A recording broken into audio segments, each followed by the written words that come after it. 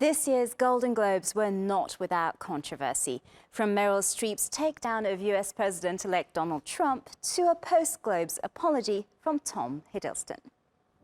When the person asking to sit in the most respected seat in our country imitated a disabled reporter, someone he outranked in privilege, power, and the capacity to fight back.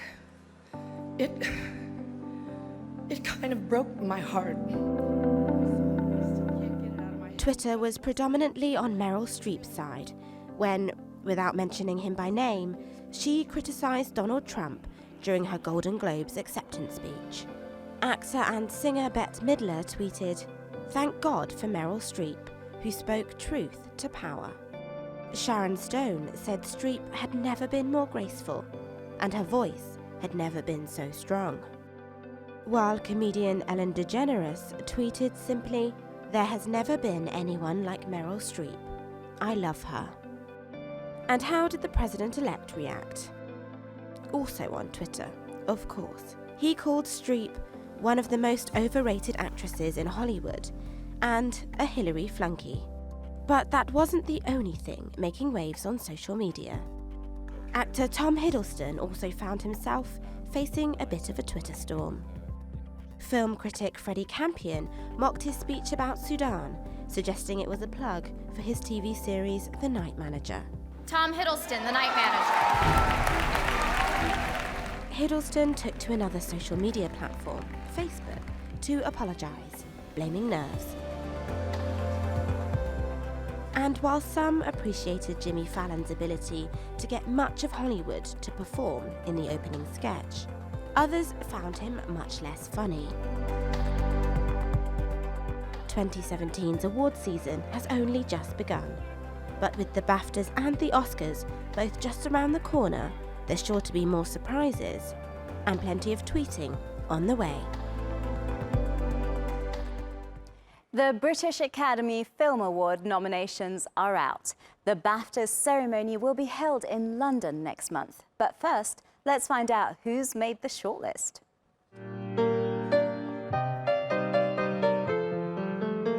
It's shaping up to be a stellar award season for writer-director Damien Chazelle's musical, La La Land. The film scooped up 11 BAFTA nominations, including Best Film, Best Director, Best Actor and Actress for Ryan Gosling and Emma Stone, and Best Screenplay. Actors Dominic Cooper and Sophie Turner announced the nominations on Tuesday at BAFTA's London headquarters. La La Land may be up for the most awards, but it faces stiff competition for Best Film. The nominations for Best Film are Arrival, I, Daniel Blake, La La Land, Manchester by the Sea, Moonlight.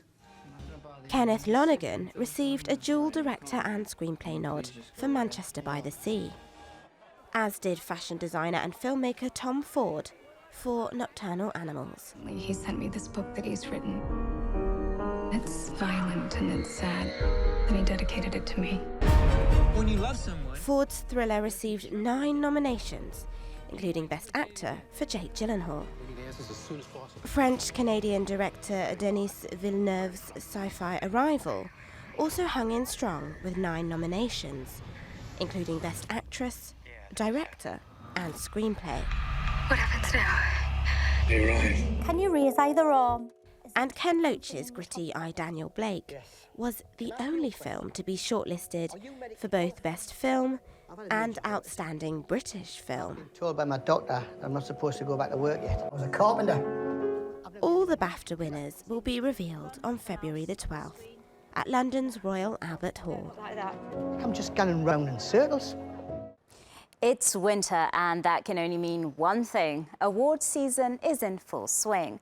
Winners of the Golden Globes were announced on Sunday, and then on Tuesday, the British Academy Film Awards announced their nominations. To evaluate how this year is looking, film critic Jason Solomon joins us now from London. Thank you for joining us. Following its record-breaking night at the Golden Globes, how did La La Land do across the pond at the BAFTAs? Well, exactly. Golden Globe record breaker La La Land. The only other film to have remotely like its success was One Flew Over the Cuckoo's Nest back in 1976. So how would La La fare this morning in the UK, Tuesday morning? Everyone was waiting to see if La La Land could repeat that success. And yes, it did, gathering 11 nominations at the BAFTA, which puts it head and shoulders ahead of the rest of the competition. I think it shows just about in every category that it was nominated at the Golden Globes, it won, and I think in the BAFTAs it looks fair set to repeat that feat as well. People do feel it's a favourite. The film is released in the UK this Friday. So I think it's at that peak moment. You know, it's got a perfect kind of momentum as it dances its way up the red carpets around the world during awards season. So Jason, who else did well in terms of BAFTA nods? Were there any surprises?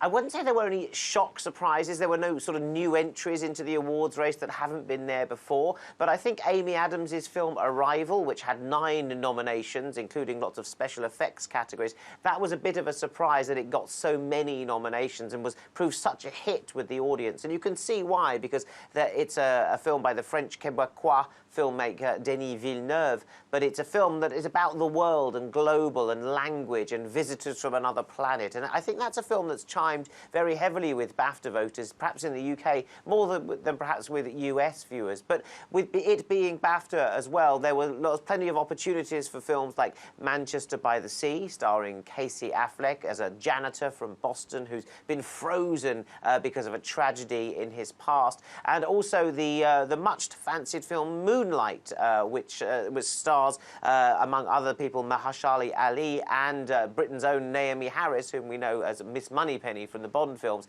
in her supporting role in a very beautiful story about a black boy growing up in Miami, told in 3 chapters. Those were the American films that had the best showing at the BAFTAs. But I suppose what British audiences were particularly pleased to see was that Ken Loach's film, I, Daniel Blake, which won the Palme d'Or in Cannes back in May 2016, also got 5 nominations. And there's a small British film which found itself amongst the big boys. Ken Loach now rubbing shoulders for Best Director alongside people like Tom Ford.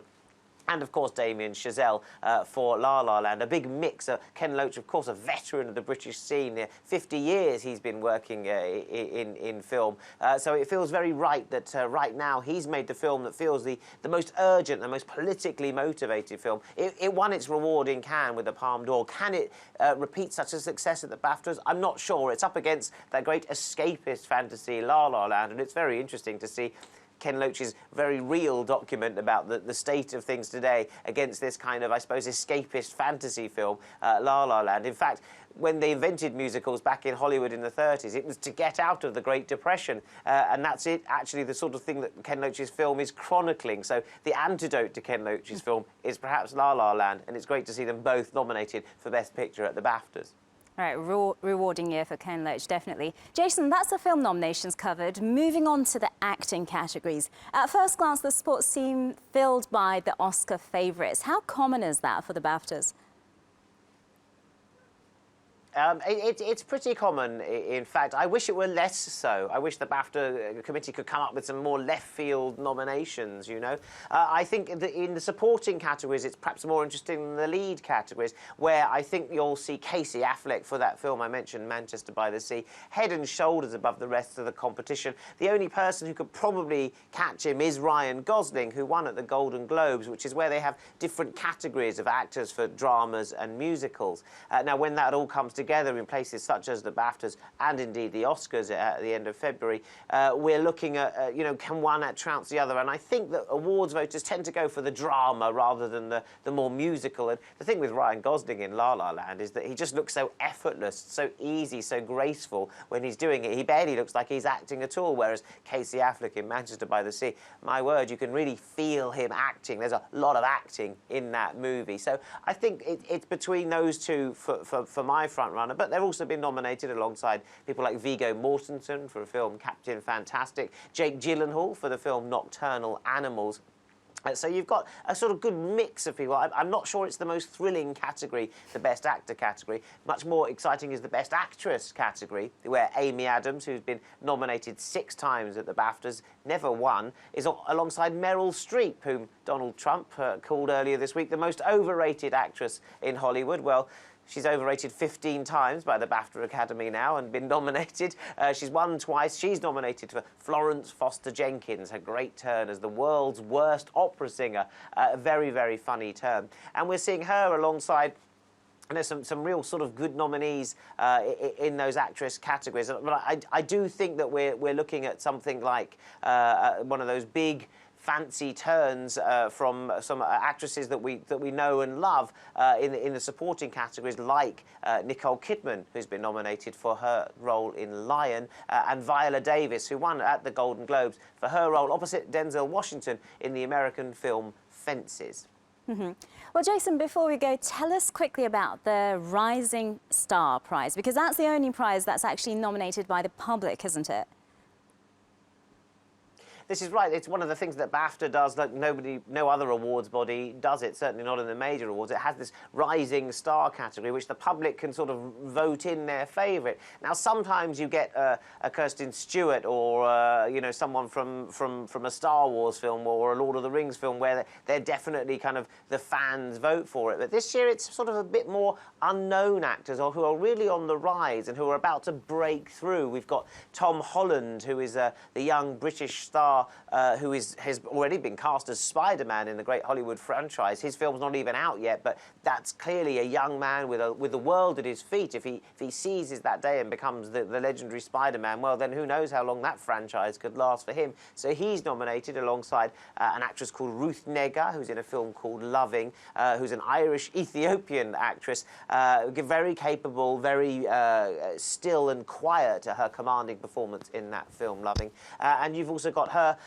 alongside. I wonder who's going to sort of burst out of this thing. Are the fans going to vote for someone like Lucas Hedges, who's the teenager in Manchester by the Sea? Is fairly unknown, I have to say, but really arrives in that movie and has got a few sort of young American parts behind him. Maybe that groundswell of opinion will do it. It's a very tight category. You never quite know who the public is going to vote for. Is it the well-known Spider-Man, or is it someone who's going to go on and have a very strong indie career in movies like Lucas Hedges? And maybe in a few years' time we'll be talking about them all the way up to the main acting categories, and out of the Rising Star generally come some really big stars. Andrew Garfield, for example, who's nominated for Best Actor in Hacksaw Ridge, the Mel Gibson movie. He was once a Rising Star nominee. So, you know, out of these little acorns come the mighty oaks of acting, and that's one to keep your eyes on at the BAFTAs on February the 12th. Mm-hmm. Jason Solomon, thank you for joining us.